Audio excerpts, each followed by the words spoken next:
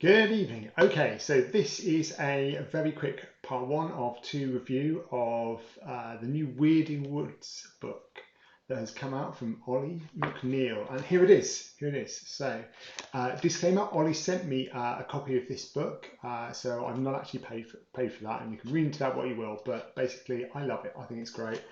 I was intending to buy it myself, and to be honest, when the hardback version is available, or I think that might actually be available on Lulu already, I'm intending to buy the hardback one. Anyway, so Weirding Woods book. Okay, this is actually a let's call it a condensed, all-in-one version of games that Olly has produced before.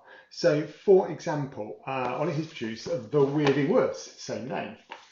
Why two games of the same name? Well, we'll go into that in a minute. So the original Weirding Woods game had lots and lots of cards. It had characters. It had more cards. There's some counters in there, and there's various books and things. This is the expanded version. I've got the original. Sorry. I've got the expansion. And I've got the expanded version of the original. So what's that? The expansion of the expansion or something. I'm not quite sure. But there you go. Whatever it's called is what it's called. Anyway, Olly produced The Weirding Woods. And this kind of kicked off a bit of a gaming frenzy of production. So from The Weirding Woods, we now have Rocky Deep Dungeons, same kind of idea. It's in a box, got lots of counters. You can hear them. Inside that, there's also an expansion. We then obviously have got the towers. And I say obviously because this is one of the locations in the game. Now, there's also Hotel Lovecraft, and that stays firmly locked away inside this bag, mainly because it's a bit horrific. You know, if anyone knows of any Lovecraft themes, you'll know why. And we're not talking about that today. We're talking about this. So let's go back to basics. Why is there a book form? So Olly introduced a book form simply because it's a hassle sending boxes of games around the world. A thing called Brexit happened. Whether you like it or don't like it, in brackets, it's a bad idea. It's led to all kinds of side effects. One side effect is it turns out to be very hard to send things from the UK to, well, pretty much anywhere in Europe and vice versa. A bit of a crazy situation. Anyway, politics aside, Weirding Woods. This book is therefore an all-in-one version of, let's call it the board/card game. It's kind of a hybrid game. In this book, we have the ability to create your characters, to travel into the Weirding Woods. And the Weirding Woods is like this 18th century magical, mystical place. So think of something, I'm probably going to say the wrong king name now, but around history around George III, I think it was. And you have the typical kind of like people in that time. You have princes and nobles, and you have beggars and peasants, and you have highwaymen, and you have king's men, and you have everything else. Basically, it's historically themed. But then you've got this kind of like you've got some undead, and you've got some fae, and you've got some monsters like goblins and orcs. So it's kind of mixing a blending of pure fantasy with sort of, let's call it, historical fiction. Quite a nice idea, actually. I quite like it. So anyway, so inside the book, so what's the whole point of this? Well, this is a game you can play on your own or you can play with family.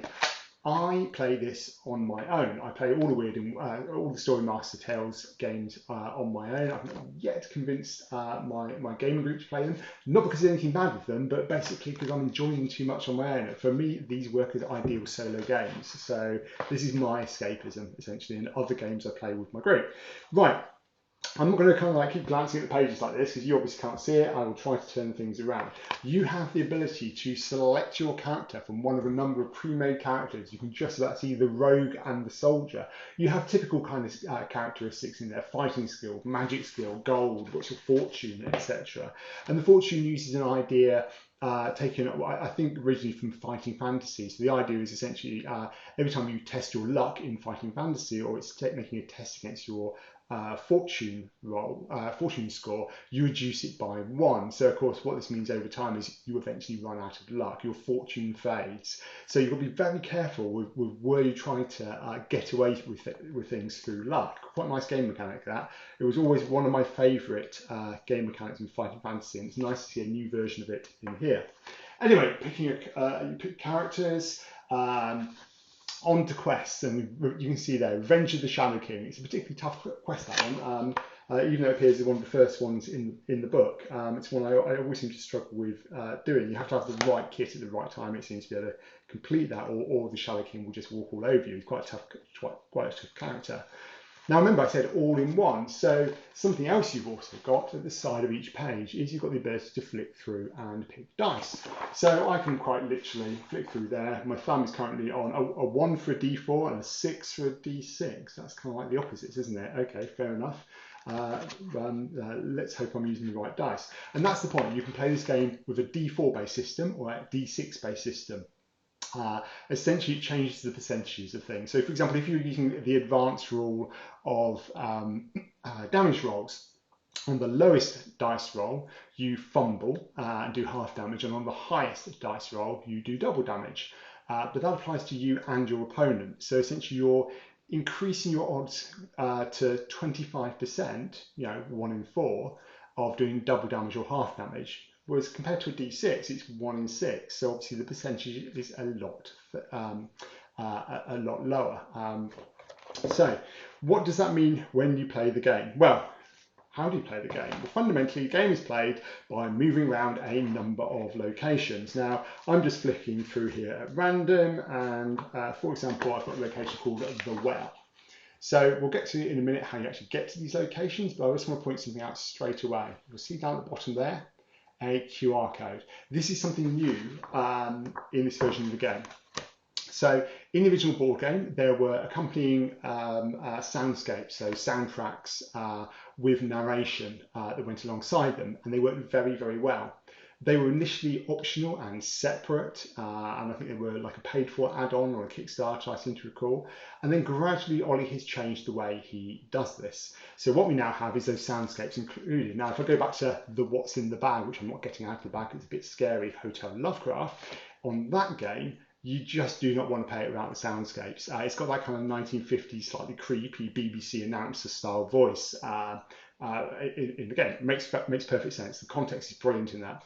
Similar voice, but actually toned down a little bit, I think, is used in Weirding Woods, Druckedy Dungeon Towers, and Weirding Woods, the book version of the game. I'm rambling, I apologise, I ramble a lot. Anyway, what's new though is these QR codes, and this is a genius idea, because what I was finding I was having to do was I'd randomly pick the card out from a deck, I'd put it onto the board, and then I would have to kind of scroll through SoundCloud or through Olly's website or the downloads that I download, find the right way. It's not a hassle, but it takes a few seconds to do. And anything that removes you from the context of the game for even a few seconds is jarring. So what Olly's now done here, and I'm just going to get my phone out, is he's got these QR codes. So this says The Well. Now I'm just going to hit on Google Lens. I've got an Android phone, point it at the QR code, and it comes up, which it didn't scan, so that's a great demo, isn't it? So why is that not scanning? Ah, that's better. Second time lucky. There you go. Never try and demonstrate something. Here we go. High up on this hill is a well. It looks as if it has been here a very long time, but you think the people it once supplied have long since passed. You wonder if it's empty or maybe holds some wishes. Will you try and drink from the well? Throw a coin down the well? Climb down the well? Or leave the well alone? Now, what you may be able to hear in the background as I move my phone around, and it's probably horribly annoying on the video, so I will stop that, is that this will actually carry on playing now with a soundscape background, so it adds quite a nice background atmosphere to the game. But I do like that narration. So I've been given 4 options here: try to drink from the well, throw a coin down the well, climb down the well, leave the well alone. And I can pick an option. So I could pick option number 2, throw a coin down the well. I like that option because A, I'm not drinking some dodgy liquid from a well. I mean, that's crazy talk, I'm not climbing down into the well. That's a crazy monster there, obviously. And also leaving the well alone just sounds a bit boring. So throwing a coin into it, obviously that's going to cost me a coin, And I look down the list of options and it says, well, could this be a wishing well? You toss a gold coin in. This can only be done twice per player every 24 hours. Roll your fate. Fate is a particular game mechanic in here. It's kind of sort of a random bit of luck that's not the fortune, skill, luck. Two different game mechanics. I'm not going to go into the game mechanics on this. I'm rabbiting far too long. Anyway, you are. So I'm just going to pretend. Oh, actually, I don't need to pretend. What am I talking about? I've got the book with the right random dice rolls. Let's have a look. I picked number 3. There you go. So my finger has come up next to a D4 roll of number 3. So number 3. What does that say? That says. You are rather unlucky as large rabbit ears sprout out of your head. Well, there you go, folks. Never throw coins into random wells. You end up looking like this, apparently. So there you go. Lesson learned, essentially. The point is, I'm able to move between these locations. Right, let's go back to basics. Something I missed completely, and I appreciate this is no great order. Right at the start of the game, in the card version, you would lay out like a couple of cards, which are like the starting locations. And every time you go to a new location, you pick a card at random, and you sort of build up a map in cards. So think of it looking like an X by Y, so you can put cards up and down or cards side to side. And as you go to location, you turn them over and you run through the actions on that card. Quite a nice game mechanic. This is all in one. So instead of that, what we're going to do instead, and this is what I do for my playthrough, is you have a map. These are the same maps. The idea is that you can kind of fill them in the book if you want to. I'll be honest, I actually think perhaps that's a tiny weakness of the game. I think actually you only need to include one map and make people print it out. I think if a group of people is playing around the game and it's in the book, you can see all these maps here. They're actually the same, just lets you do it many times. I think people get kind of like slightly annoyed about having to pass the book around or something. So for me, I think the advice is print out a map. Do you know what? I just call it a weakness in the game. It's not a weakness in the game. You don't have to play it in the book. It's an option. If you don't like the option, print them out. That's what I'm planning on doing. Except, of course, I play solo, so I'm probably going to commit the cardinal sin that everybody on the Fighting Fantasy forum hates me for, which is I'm going to write in the book. I feel like I should insert some tumbleweed here or something, but there you go. Right, I'm fine with writing in books. I mean, that's what these game books are for, aren't they? Absolutely, it's good fun. And in 20 years' time, it will have devalued to nothing, and it's only myself to blame. But there you go. You also have to have after this, and this is definitely what I'm going to write in the book, you have all of these character sheets. Oh, lovely character sheets. I love filling in a character sheet. Well, who doesn't, what's my name, what's my class, what's my fighting skills, etc. So we're going to use this idea of moving around the map, but I did mention the map is blank. So how do you fill it in?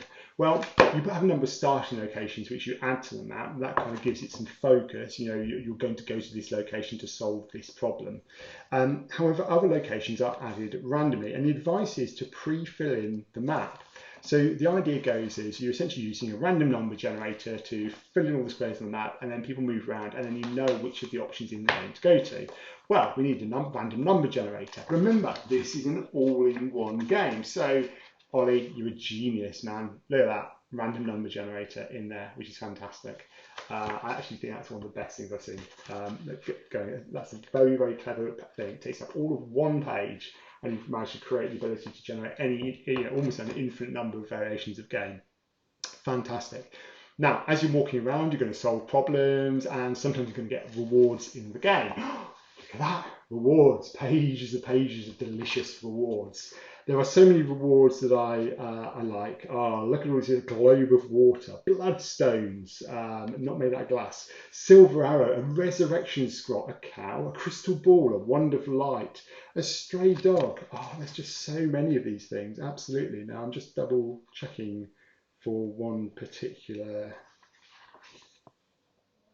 It's not there. I'm so pleased it's not there. Okay, well, my nemesis when playing this game, for those who don't know, and I won't go into the story now, but basically my nemesis is a goat. I've always had problems with this goat, and I go on about this boom goat. No, I'm sorry. There's a video of me playing and getting into all kinds of shenanigans with a goat in this game of all things. Really good fun. It's online under Olly's YouTube channel, I think it is anyway. But that's not there. That's good. I'm glad to see no goat. Excellent. Any game without a goat gets my vote. There you go. Well, here's another one. So as you're moving around the game, you're going to try and solve it. So you've got to get to a location. So what does the quest say? Well, the quest says, apologies, I lost my place. sometimes having to flip backwards and forwards. I think actually if you're playing a group of like 4 to 6 people, you would want to like maybe 2 or 3 copies of this book. Okay, it gets a bit of a pain passing it around essentially. Particularly if you're changing who is the narrator, who is kind of like running through. Because the story master, like the games master, I suppose you say, does not have to be the same person for even every round or even every game. You can mix it up however you want to. But if I'm doing Revenge of the Shadow King, objective, kill the Shadow King, the starting areas, Crow's Nest Tavern, the Trader. So those are the 2 places my character can start on the board, so to speak.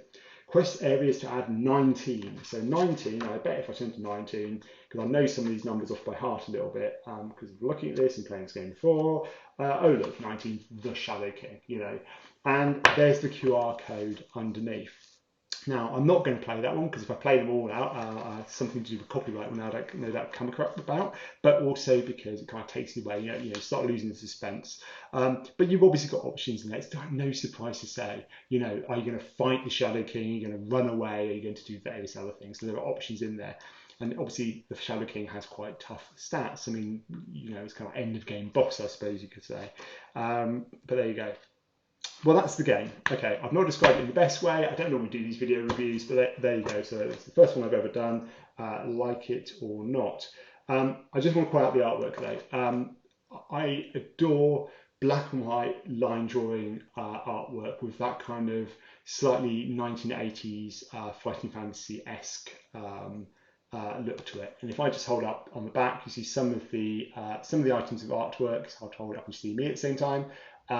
Those are the examples of some of the locations you can go to and some of the artwork in there. If I just randomly go to a location, Jenny Greenteeth, oh Jenny, there you go, we know her well. I adore this artwork, and that was actually what originally, that and the setting drew me into this game. So it's brilliant. It's absolutely brilliant. It's a nice alternative to the boxed game. It's more available worldwide, which is tick box if you want to give this game a go. Also on top, I can just sling this in a bag and take it with me on holiday, and my lovely wife doesn't kind of like look at me too strangely if I'm reading a book in the evening while we're chilled out in some cottage somewhere stuck in the middle of wherever it might be.